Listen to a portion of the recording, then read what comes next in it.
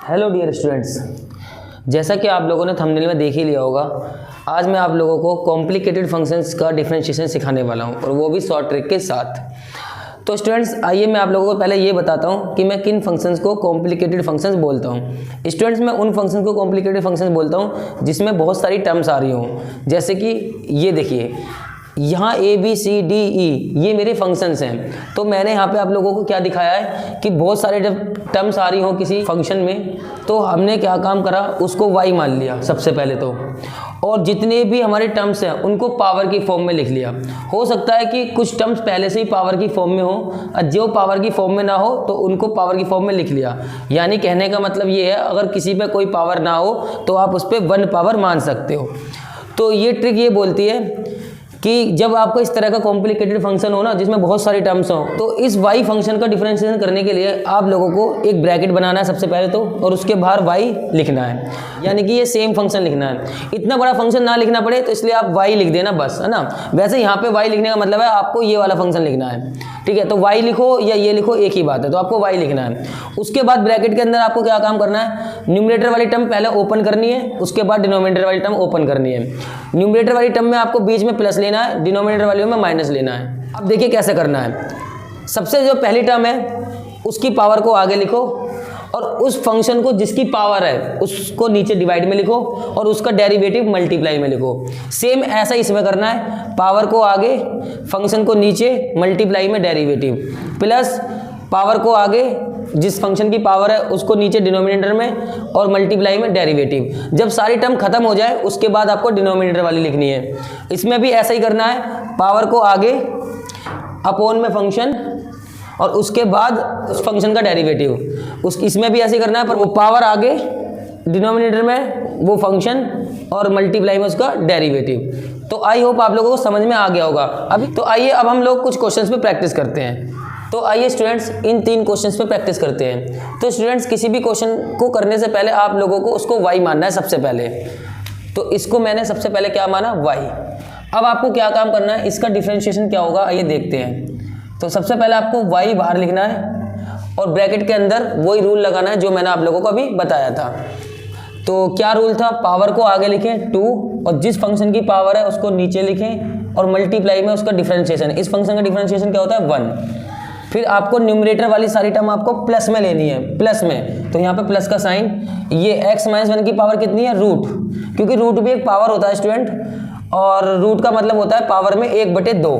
तो इसका मतलब पावर आगे लिखना है, नीचे वो फंक्शन लिखना है जिसकी पावर है। यहाँ पे x - 1 की पावर कितनी है, 1/2। तो ये फंक्शन कौन हो गया, x - 1। तो x - 1 को नीचे लिखना है और जो फंक्शन है उसका डिफरेंशिएशन मल्टीप्लाई में, तो इसका डिफरेंशिएशन 1।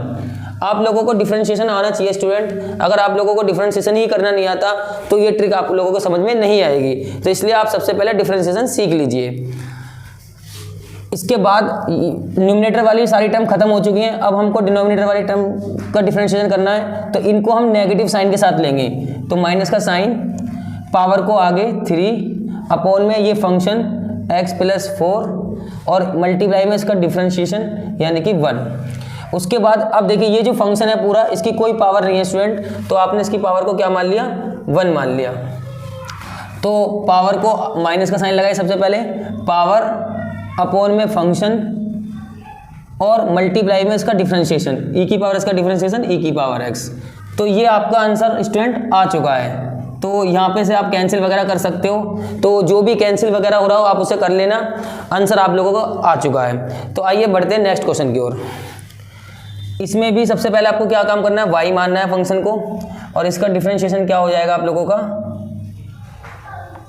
सबसे पहले आपको y लिखना है, एक ब्रैकेट बनाना है। अच्छा स्टूडेंट इसमें तो सारी टर्म न्यूमरेटर में ही है, डिनोमिनेटर में तो कोई टर्म है नहीं, तो नेगेटिव वाला पार्ट आपको नहीं करना है इस बार।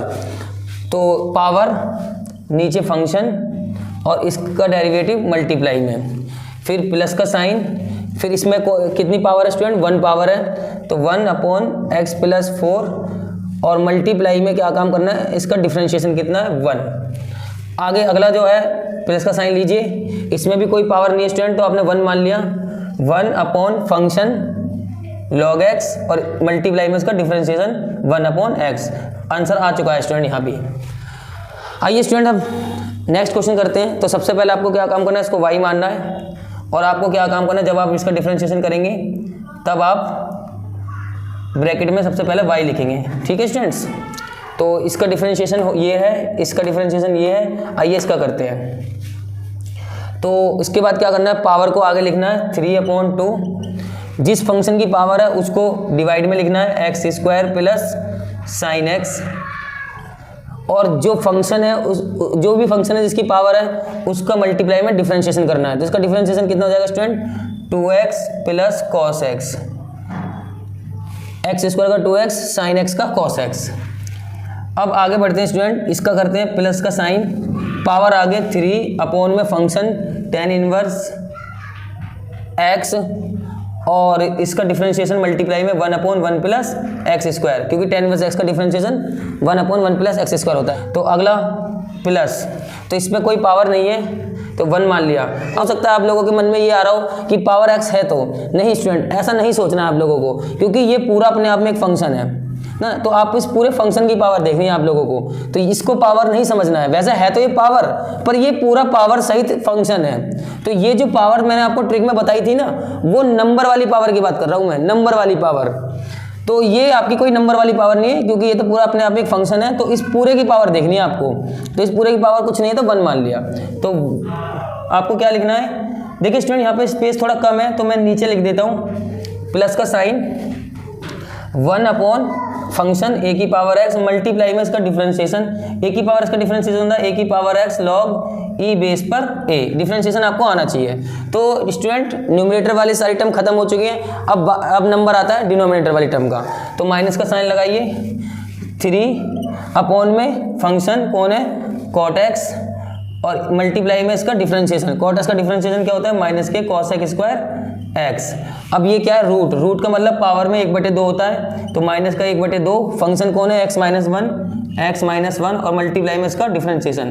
तो देखिए स्टूडेंट, आप लोगों का डिफरेंशिएशन कंप्लीट हो चुका है, आपका आंसर आ चुका है।